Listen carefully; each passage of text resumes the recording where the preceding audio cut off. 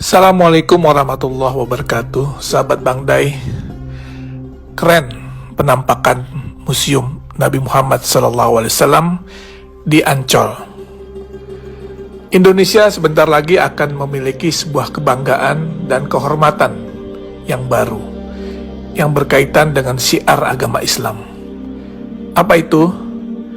Museum Internasional Sejarah Nabi Muhammad SAW dan Peradaban Islam di Jakarta, tepatnya di pantai timur Ancol, yang akan menjadi oase bagi seluruh masyarakat Indonesia, terutama kaum muslimin, di dalam menggali lebih dalam bagaimana perjalanan hidup Rasulullah SAW.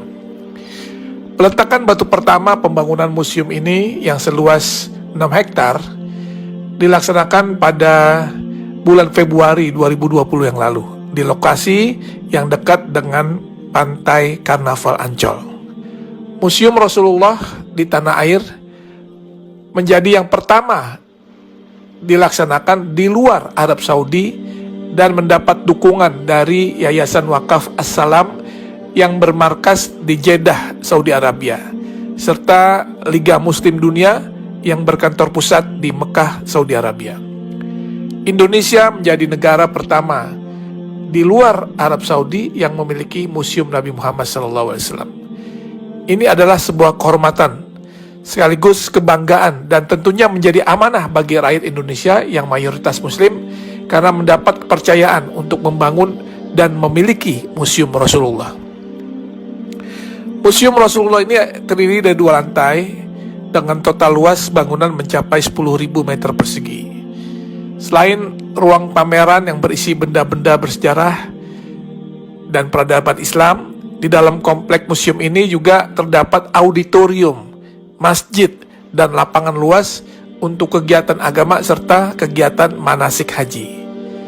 Kalau nanti kita lihat isi di dalam museum ini, tak hanya berisikan hadis-hadis yang menceritakan kisah dan perjalanan hidup Nabi SAW, sehingga masyarakat bisa mempelajari dan mengambil contoh teladan beliau semasa hidupnya, tetapi juga kisah-kisah fenomenal di dalam perkembangan Islam, seperti sejarah Isra Mi'raj, perjalanan hijrah Nabi, hingga maket kota Mekah dan Madinah di zaman Rasulullah hingga era sekarang.